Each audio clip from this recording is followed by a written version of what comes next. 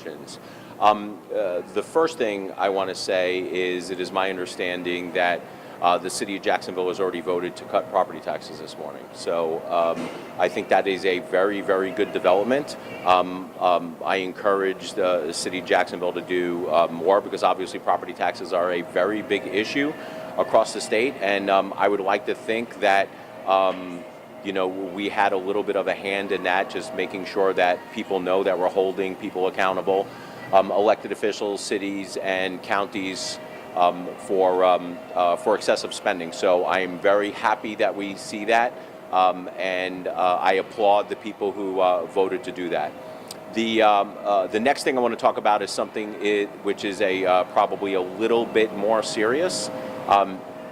It has come to my attention, and I've been getting information that there are some governments, cities and/or counties, not at liberty to say right now, are having some meetings and with the sole purpose of scrubbing the information from public record as we start looking for some of the things that are outlined in our Doge letters.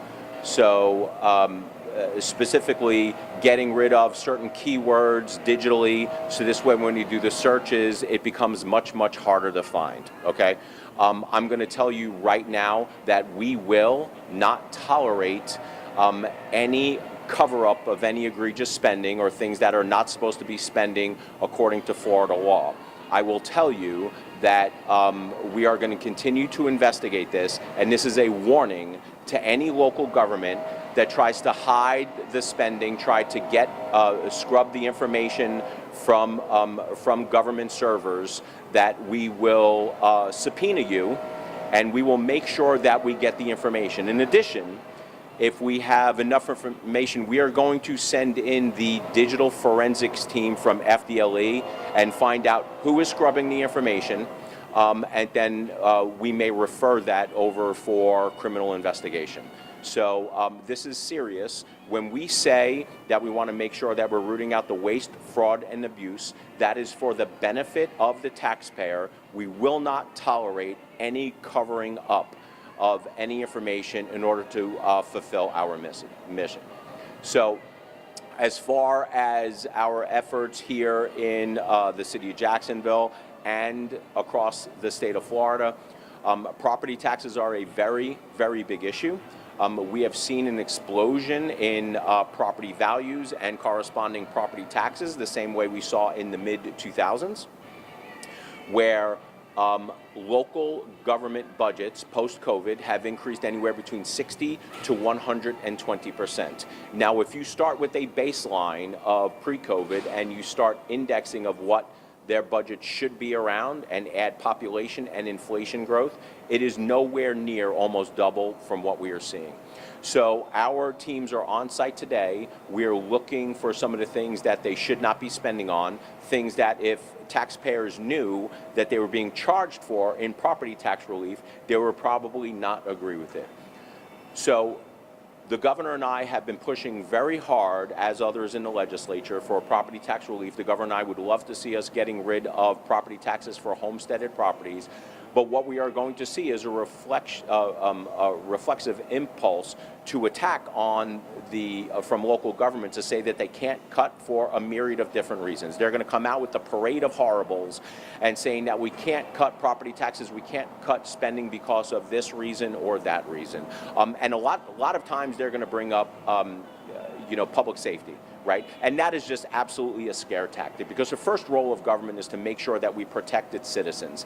And the only way to do that is to make sure that we are funding fire and police. If local governments went to zero-based budgeting, the very first things that they should be funding are fire and police, and then start adding on necessary services over that. But what they view as necessary service may not necessarily mean the taxpayers agree with that necessary service. So we are looking forward to shining the light on excessive local government spending, things that directly affect the taxpayer. Home affordability in general is a big issue here in the state of Florida. I will not allow the state of Florida to turn into New York on my watch. With that, any questions, more than happy to take them. Was there any resolution to the hiccup that we saw the other day with the technology use agreement? I talked to the mayor's office this morning. They said there's no formal resolution, but they've given the team all the files they've requested. Yeah, that's just proof that they didn't need it in the first place. Look, Florida law is very specific. There are no conditions on us coming in and auditing them and reviewing them and their books for waste, fraud, and abuse. So when they come out and they ask us to sign agreements, or some counties have asked us to sign non-disclosure agreements, this is all public record. This should all be very easily attainable, and we will not stand for anyone putting bureaucratic red tape in front of us for us to do our job, which is to root out waste, fraud, and abuse so we can bring property taxes down in the state of Florida. That's one heck of an allegation you made. Local governments scrubbing information, public records, deleting keywords, cover up. What governments are we talking about? Not at liberty to say right now, but we are investigating that. We have heard from multiple sources that this is happening.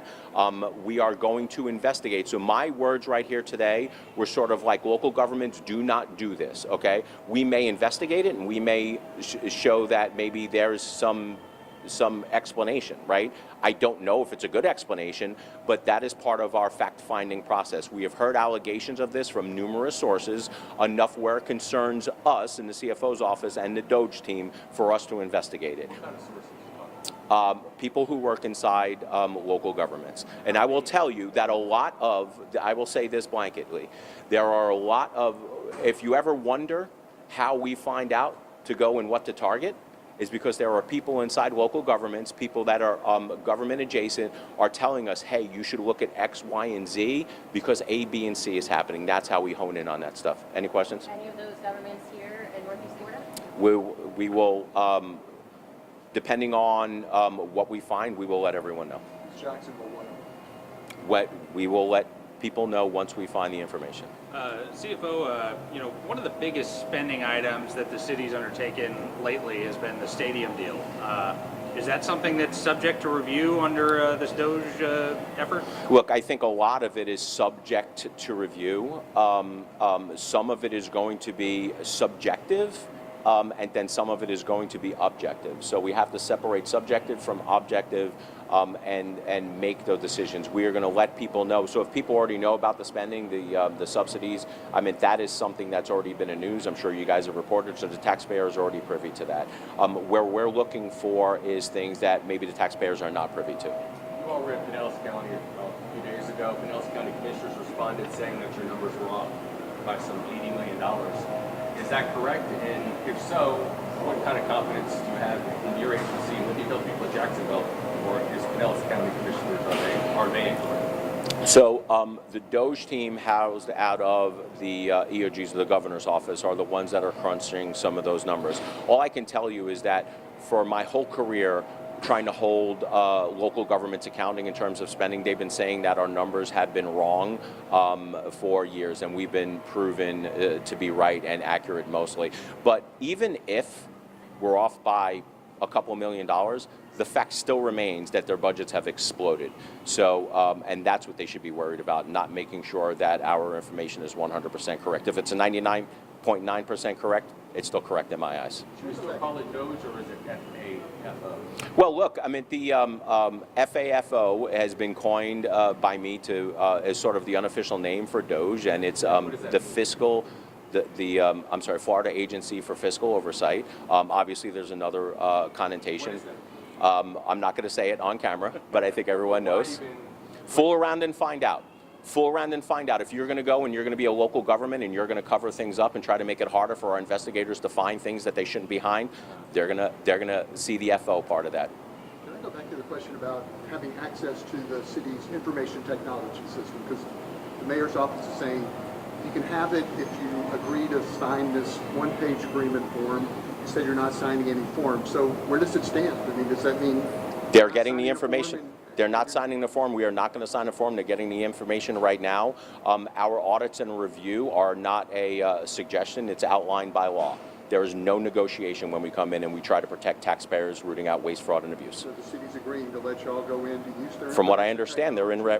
I just met with the team. I was just with them, and it did not seem like they were standing in the way, which goes to my argument that the administration was wrong for suggesting that we signed that in the first And place. there's something that state law talks about having access subject to security provisions.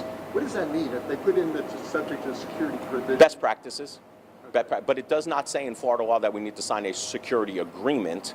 We need to make sure that we are withholding best practices.